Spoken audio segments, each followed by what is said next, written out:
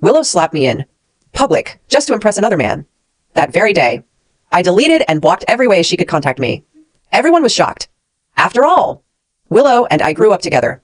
I had liked her for over 10 years and even swore I'd marry her. Willow confronted me angrily. Why? Just because I slapped you. Can you stop being so petty? You're a man, aren't you? But I just sneered and asked back. The day before you slapped me, remember what you said to someone else? Should I help you recall it? Her face went pale instantly, and she was struck speechless. Chapter 1. Willow and I were born in the same hospital she just came into the world a few hours earlier. Our parents were neighbors in the same village. After our neighborhood was torn down, we were relocated to the same apartment building. She hit puberty earlier than me, and as kids, she'd always use her height advantage to boss me around, treating me like her sidekick. I was introverted, often sick, and by the time I was in 4th grade, I became a regular target for a bunch of boys in our class. They'd steal my textbooks, toss trash into my water cup, and sometimes even push me hard from behind. I went to the teacher crying for help, but he just said, "Why do they only bully you, not others? Maybe it's because you can't fit in. You're partly to blame too." That day after school, when I told my parents what happened, Uncle Lou, Willow's dad, happened to be visiting our house. He saw the tears on my face, turned around, and brought Willow over from his place. "Willow, from now on, you'll walk to school with your little brother," Uncle Lou instructed her. The next morning, Willow was waiting for me at the door with her backpack. At school, she grabbed my hand and walked me into the classroom. She was taller than most boys in our class, and when she found the ringleader of the group bullying me, she dragged him into the alley behind the bathrooms. I stood behind her, watching as this one girl beat up an entire group of boys until they were crying and wailing. "I'm warning you, if you dare bully George again, you're going to regret it." Her voice wasn't loud, but it shook me to the core. That moment, the breeze lifted her long hair, and I saw her faint smile and those bright eyes. My heart started racing. I didn't understand love yet at that age, but I knew one thing: as long as I could see her, I felt happy. From that day on, rain or shine, Willow always waited at my door, so we could go to school together. Even when she was sick and had to skip class, she'd still walk me to school first, and pick me up before school let out. There was a 10-minute break during morning recess, and wherever Willow went, I followed. She'd often pretend to be annoyed and wave her hand, saying, "If you keep following me, I won't wait for you to go to school next time." But I never stopped. I happily stuck close to her, calling her Sister Willow every step of the way. One day after school, she wasn't outside my classroom like usual. I searched a few rooms she often visited, but still didn't find her. Even the security guard came and told me to leave, but I didn't see her anywhere. I walked toward the bus stop, dejected, when I finally saw her chewing bubblegum at a nearby snack shop. She walked toward me, still blowing bubbles, and complained, "Took you long enough." Then she pulled a piece of candy from her pocket and handed it to me. Time passed, and Willow and I grew up together like that. I had a growth spurt that summer, and finally caught up to her in height. Later, I grew taller than her by quite a bit. I began to notice her looking at me differently when I helped her with math. She wasn't looking at the questions, she was smiling at me. When the bus was full and she had to stand, I could see her shyly tugging at the hem of my uniform. After our high school entrance exams, both of us got into the city's top school. Her mom joked, "I've watched George grow up. He'd make a fine son-in-law." "Willow, how about making it official once you both get into college?" I knew Aunt Lou was teasing, but Willow blushed and ducked into my room. The adults all saw her reaction, and so did I. I could hear my own heart pounding like a drum as I shouted, "I like Willow. One day, I'm going to marry her." Everyone laughed, and I figured she heard it from inside the room too. But that special feeling came to an end in our final year of high school. Chapter 2. On the first day of our final year in high school, while the entire class sat, waiting for our new textbooks, a boy with a bright and sunny face stood at the doorway. The homeroom teacher led him to the podium and introduced him. "This is Makoto, a new transfer student. Senior year is a crucial time, so I hope you'll all help him fit in." The sunlight lit up his face. He smiled, glanced around the room, and then fixed his gaze on me. "I heard from a friend," he said, "that there's a simp in this class. To be more specific, someone who follows a girl around like a loyal sidekick." Whoa! Gasps and murmurs immediately filled the room. I looked him in the eyes and swallowed hard. I didn't even have to turn to know. that every single person was staring at me. After entering this top-ranked high school, I rarely ran into anyone from my elementary or middle school. But rarely did mean never, and when they saw I was still trailing behind Willow just like before, they'd snicker behind my back. At least no one had ever dared to say it to my face until now. Sorry. Wham. Makoto said mockingly. I also heard you're really prideful. Will saying this upset you? He raised his eyebrows at me, his eyes full of provocation. But seriously, you're a guy, always following a girl around. Isn't that a bit pathetic? She's not your mom. Or are you part of a special group? Makoto, that's enough. Willow slammed her hand on the desk and stood up. Her chair toppled over with a loud bang. Makoto finally turned his gaze away from me, but his expression suddenly softened. Am I wrong? Lou, he said gently. Honestly, you've been kind of annoyed by his clingy behavior for a while now. Haven't you? Willow pressed her lips tightly, together like she was silently admitting he had a point. Bang, bang, bang. The teacher knocked on the blackboard 3 times. Makoto finally shut up. There's one empty seat. Go sit there, he ordered, pointing at the seat next to Willow. Then he added, this year, I hope all of you focus on your studies and get into your dream colleges. Pointless. Childish nonsense like that. Don't bring it up again. All right.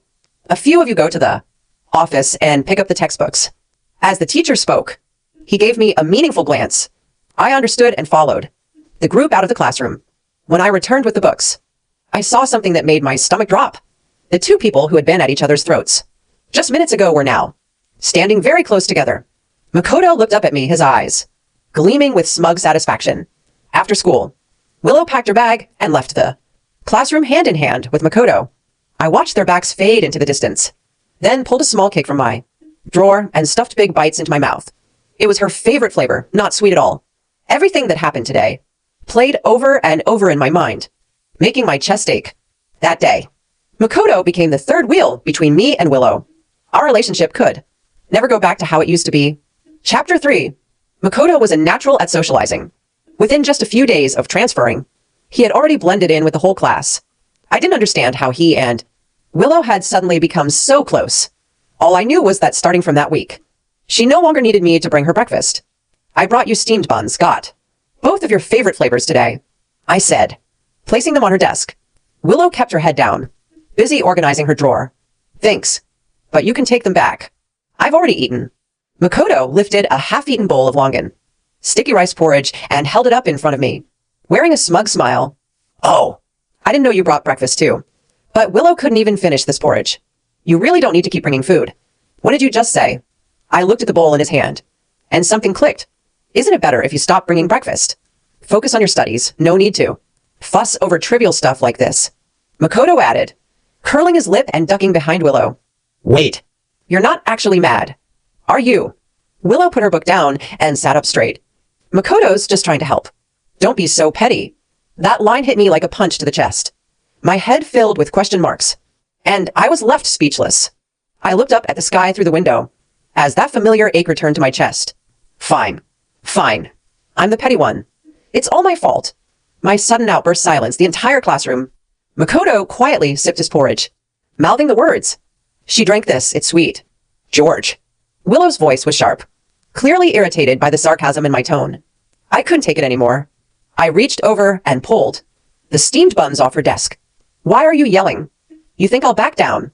Just because you raise your voice. Willow was stunned. It was the first time I had ever spoken to her that way.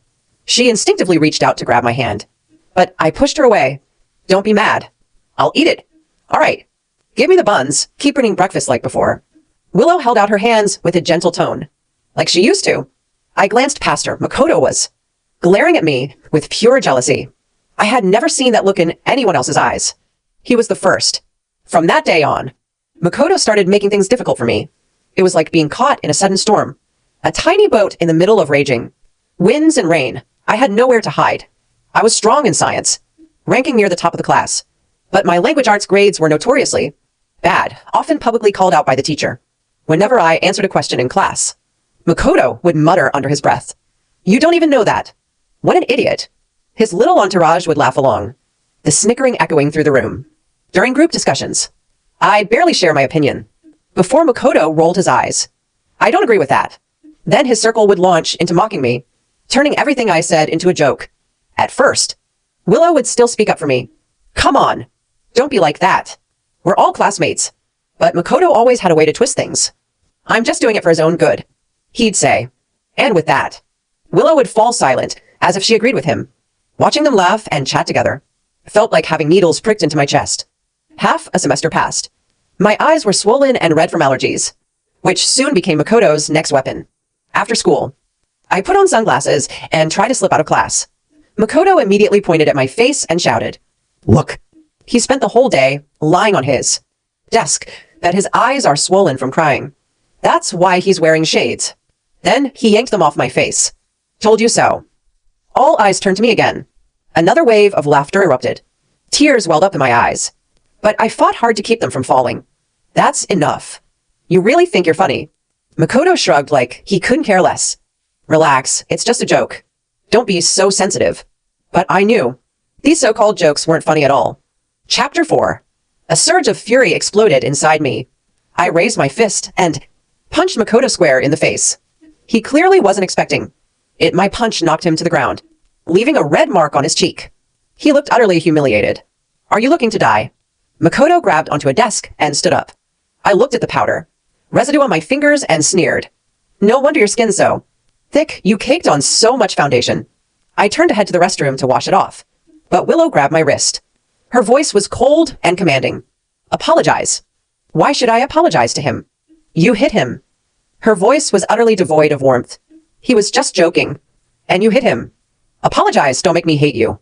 I stared at the girl who was now defending Makoto, and a deep unfamiliarity welled up in my chest. I won't, I shouted. The moment the words left my mouth, Willow slapped me across the face.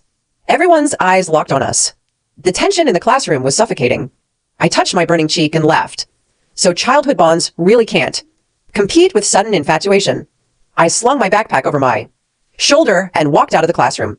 Behind me, I heard Willow's worried voice. Makoto, are you okay? Come on. Let's get you to the nurse's office.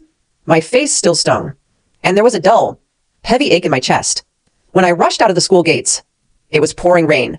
I hadn't brought an umbrella, but I didn't care. Head down. I walked through the streets, ignoring the strange looks from passersby, soaked to the bone. I finally got home. On the coffee table in the living room was a framed photo of our two families together. We had taken it last summer at the amusement park. I walked into my room and opened my closet. Every piece of clothing Willow had ever bought me was neatly hung. I grabbed a cardboard box and began tossing in everything related to her. On my nightstand was the only photo of just the two of us. I ran my fingers over her smiling face in the picture, then tossed it into the box too. After sealing the box with tape, I carried it downstairs and stopped in front of the garbage bin. Thud. The box hit the bottom of the empty bin with a hollow sound. Willow and I could never go back to how we were. A few minutes later, there was a knock at the door. I thought maybe my parents had forgotten their keys. But when I opened it, it was Willow. Her expression was cold. George. I looked down. She was holding the same cardboard box I'd just thrown away. She pulled out her photo. Why did you throw this away? And all these, they were gifts from me. Why did you throw them out? I smiled. What I do with my stuff, what's it got to do with you? She stared at me, eyes settling on the red mark, still faintly visible on my face. I didn't even hit you that hard. Why is your face like this? Her voice suddenly broke, and she reached out a hand. I turned my head, dodging her touch. She was the only friend I'd ever had. Whenever I felt wronged, she was the first person I'd run to. I didn't mean to, she said anxiously. I didn't control my strength. Enough. That's enough. I cut her off. From now on, we're just neighbors in the same building. Willow set down the box and grabbed my hand. Why? George, is it because I slapped you at school? Don't be such a child. You're a grown man. Can't you stop being so petty? Childish. Petty. I let out a cold laugh. Willow, from this moment on, we're done. Her tears spilled over. I didn't mean it that way. I was wrong. I'm sorry. Okay. I don't need your apology. One by one, I peeled her fingers off my hand. Don't come bothering me ever again. Her expression shifted from shock to confusion, and finally to a bitter, mocking smile. Fine. Fine. You said it yourself. Don't come crawling back later. With that, she turned and walked away without looking back. Only when her footsteps had faded completely down the stairs did I stand there, dazed, and quietly close the door. Chapter 5. The next day at school, Willow and Makoto were officially a couple. They brought in big bags of candy and dozens of cups of bubble tea, placing one on every classmate's desk. I thought about telling her to focus on her studies instead, but then I remembered, what did any of this have to do with me anymore? Everyone in class agreed, without a word, to keep this open secret from the teachers and help cover for the new couple. It wasn't surprising. When Makoto first transferred, he quickly got in with a small crowd thanks to his upbeat, extroverted personality. He was sunny and good-looking, especially popular with the girls. I'm a guy, but if anyone's bullying you, feel free to come to me, he once said. What's wrong with hanging out with girls? Girls are clean, don't smell like sweat, and they're emotionally sharp. They notice the good in people. There are just some people I can't get along with, overly sensitive, bad temper, can't take a joke. He was clearly referring to the classmates he had made fun of, including me, because of his jokes. A few students actually disliked him, but Willow, she remained oblivious and even encouraged me to talk to him more. I refused. Makoto noticed and shrugged toward the nearby girls with exaggerated helplessness. I get it. I get it. Shouldn't have said they've got a bad temper. Now I've really pissed them off. Ah, well. Guess I'll be iced out by another clique again. It's fine, I'm used to it. And just like that, he twisted the whole situation. He was the one who bullied us. But now he made it seem like we were the ones alienating him. When I got home that day, I couldn't hold it in and complained to my parents about how ridiculous he was. George, we understand, my dad said. I've met people like him before too. You don't have to worry about him. Just focus on yourself. And it's best not to get too close to that kind of person. Right at that moment, Willow happened to be standing outside our door. Her face darkened immediately after overhearing those words. She was the type who couldn't stand that kind of behavior. Uncle, Auntie, George talking behind someone's back is not okay. The three of us laughed awkwardly. Later, I realized at some point, she and Makoto had already built a close friendship. Makoto was decent at math and sat next to Willow, so he took the initiative to tutor her. She was hopeless at the subject. I used to do that, but after one quiz, right after he transferred, it all just shifted to him naturally. Makoto also knew about makeup and celebrity gossip, which helped him connect with the girls. A lot of them were Willow's besties, and they quickly grew close to him as well. Willow's impression of him changed, too. He went from being the guy who randomly mocked people on his first day to a cheerful, helpful classmate. She used to dislike guys who clung too much, but somehow she warmed up to Makoto in no time. In class, she and Makoto passed secret notes and giggled out loud, paying no mind to anyone else. After school, she would hop on the back of his bicycle, laughing and joking with their little crowd of girls. I used to feel bitter and heartbroken whenever I saw them like that, but I'd always try to convince myself they were just friends. I thought Willow liked me. Turns out I was just full of wishful thinking. We're in a proper relationship, Makoto announced one day, with Willow sitting on his lap. Not like some people who hide behind the childhood friend label, just to stick to her like glue. He then added, clearly aiming his words at me. Also, I know some folks out there don't like me and love running to the teachers to snitch, but I'd appreciate it if certain classmates wouldn't report our relationship. Makes them look jealous. I stared at him, expressionless. Some classmates smiled and gave their blessings. Others peeked at me for reaction. Everyone in class knew I'd grown up with Willow. Everyone knew I liked her. Even at school, other girls had tried giving me love letters. I tossed every single one in the trash. There was only one girl by my side, Willow, and originally, I was the only boy by hers. My desk mate glanced at me nervously. I didn't even lift my head, just focused on solving problems. The mood was tense. Makoto gave a snort and finally looked away from me. Chapter 6. After that, Willow and Makoto became even closer. Willow took off her hair tie and slipped it onto Makoto's wrist, playfully ordering him never to take it off. During class, they passed notes under the desk, and sometimes Willow would laugh out loud like no one else existed. At lunch, Makoto always made sure to get an extra helping of her favorite dish. After school, Willow would sit on the back of his bicycle, arms tightly wrapped around his waist. It had been 10 years between us, so at first, of course, I felt uncomfortable. But eventually, I got used to it. Just when I thought we'd never have anything to do with each other again, Willow stopped me at the school gate one day after class. George, Her voice was low and her expression complicated, somewhere between angry and happy. I couldn't tell. Makoto called in sick today, she said, looking at me. I didn't immediately understand what that had to do with me. So what? Willow got straight to the point. Did you hit him again? I froze for a second, then let out a cold laugh. Me? Hit him? I don't even want to breathe the same air as him. And you think I'd lay a finger on him? I wasn't the kind to start fights, especially not with someone like Makoto. I couldn't even stand to look at him. As far as I was concerned, the fact that he left me alone was already a blessing. Why would I go out of my way to mess with him? But Willow's eyes were full of suspicion. She questioned me. Last night, he walked me home and said he'd pick me up this morning, but he never showed. I almost got marked late. I rushed to school, asked around, and found out from the teacher that he called in sick, said someone beat him up. Tell me the truth. Was it you? You're insane. I didn't want to argue anymore. I tried to push past her and leave, but she yanked my wrist hard, staring at me like a predator watching prey. George, I know you're upset that we're dating, but this is too much. Have you forgotten? You're the one who said we should act like strangers, even if you're jealous. That's no excuse. She stopped mid-sentence, hesitated, then said softly, if you just apologize, we can pretend none of this ever happened. We can go back to how things were. Her tone was urgent, like she couldn't wait for my response. I'd had enough. Are you serious? It's broad daylight and you're dreaming already. Let go of me. Apologize. I told you, I didn't do anything. You two want a date. Be my guest. Have 10 kids right now for all I care. Go get married and live happily. Ever after, just leave me out of it. Willow's face turned pale, stunned, but her hand didn't loosen. Just as I was about to shake free, a hand gently touched Willow's arm. Hey, is this how you treat your classmates? I turned toward the voice. It was a girl in a dress, about her age. Well, the name slipped out of my mouth. Anna was one of our school's top graduates, a year ahead of us. I remembered her because she used to be the crush of countless guys. What was she doing here? Seeing the confusion on my face, Anna glanced at me and winked mischievously. Then, without missing a beat, she slid her arm into mine. Willow's expression soured immediately.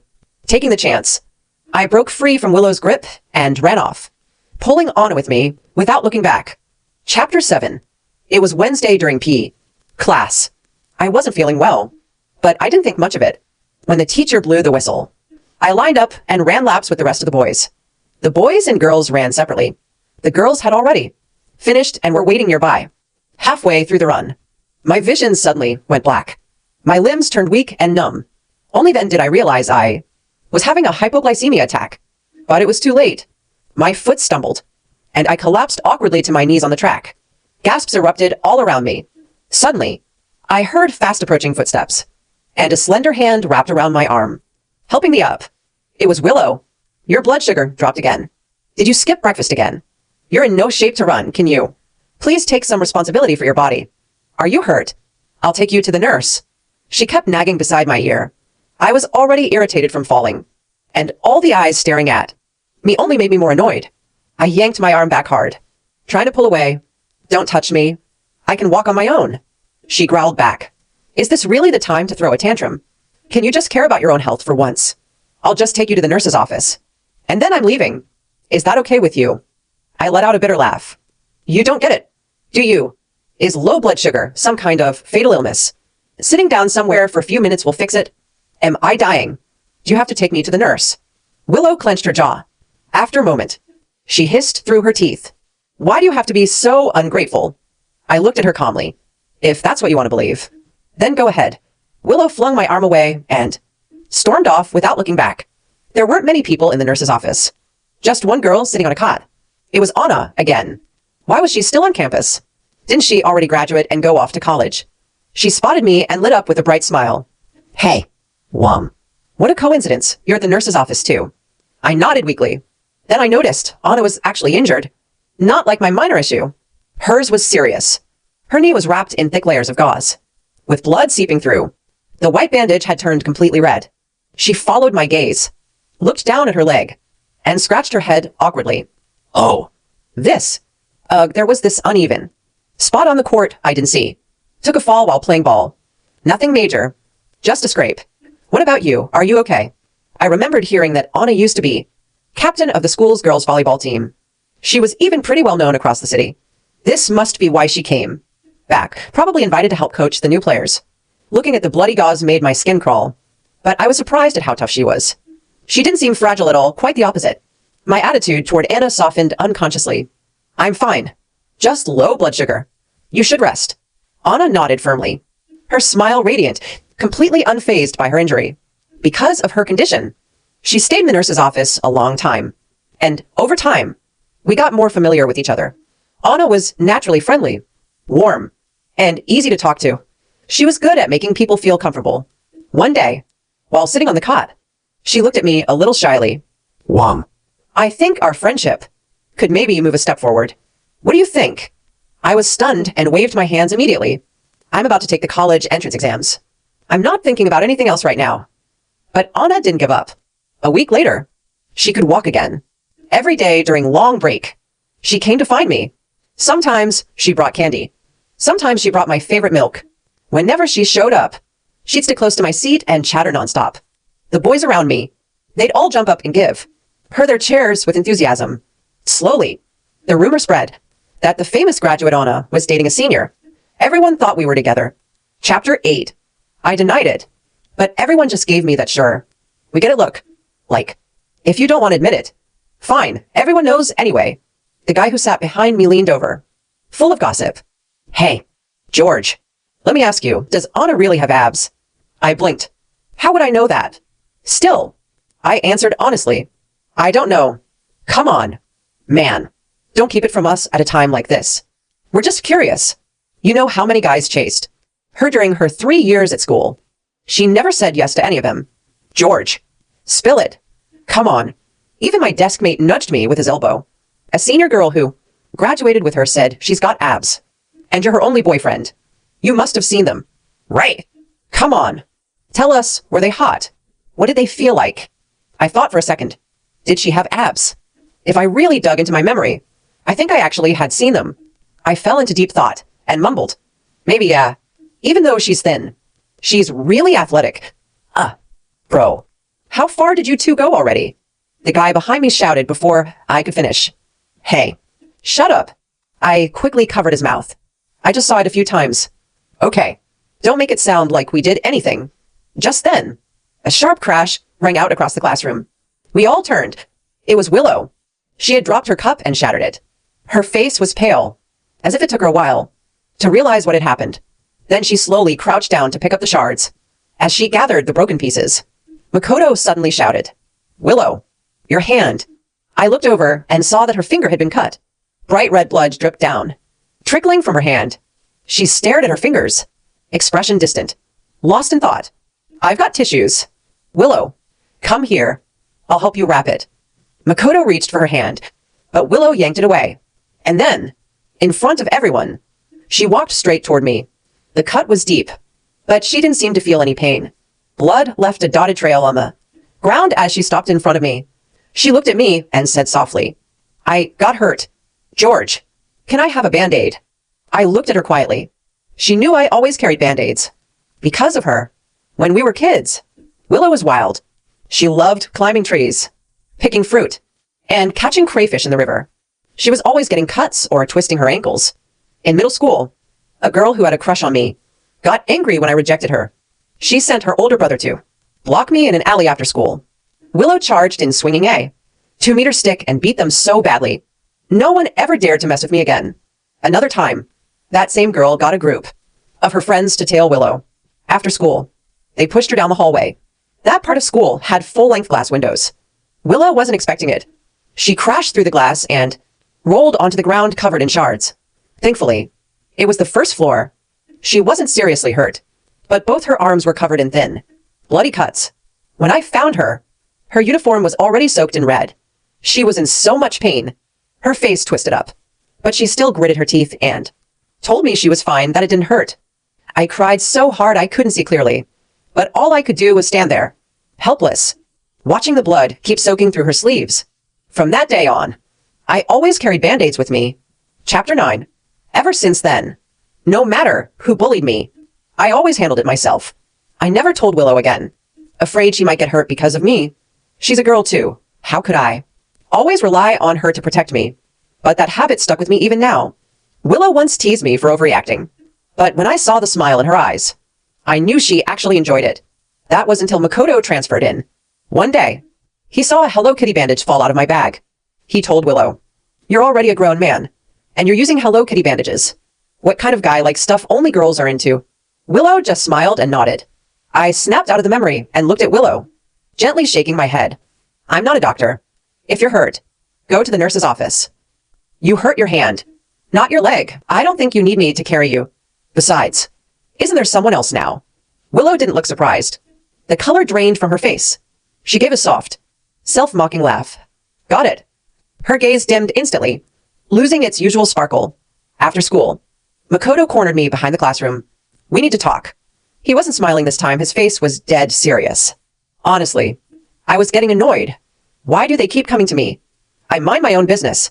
Isn't that supposed to be a good thing? They're in a relationship. I'm just living my life. We shouldn't even cross paths.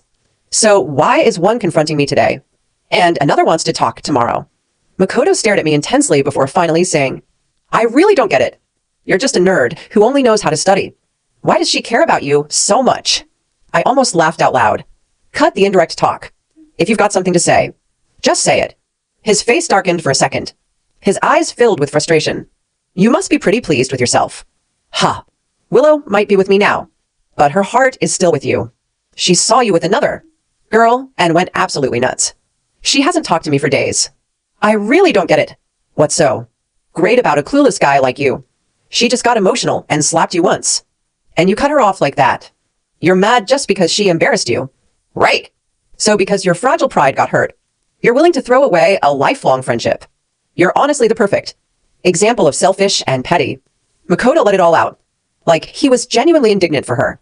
I listened quietly until he finished, then said, "You don't need to test me. I'm not going to make up with her." He stiffened. I chuckled and added, "Being sent by your girlfriend to test another guy's feelings, that's got to be awkward." "Huh. But don't worry. I'll treat her like a stranger from now on. I'm George. I don't take back what I throw away. Tell Willow the same thing I've always said. Stay the hell away from me."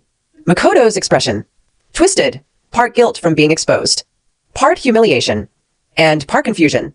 As I walked away, I heard his voice behind me, full of reluctant frustration. "George, just because of that one slap. Just for that." "Yes, just for that." I answered again, giving the same reply. Chapter 10. That night, I received a call from an unknown number. Without thinking much, I answered. "George." It was Willow. She probably got a new SIM card. "Are you done yet?" I was about to hang up as soon as I finished speaking. "Wait. Please. Just listen to me." Willow called out to stop me. I fell silent. I read that diary. After a moment, her hoarse voice came through the phone. My mind went blank for a second. She must be talking about the diary I wrote. I only had one diary, the one Willow gave me when I turned 10. I treasured it like gold. And since then, I got into the habit of journaling. I kept writing for many years. That diary held all the feelings I had for her over the years.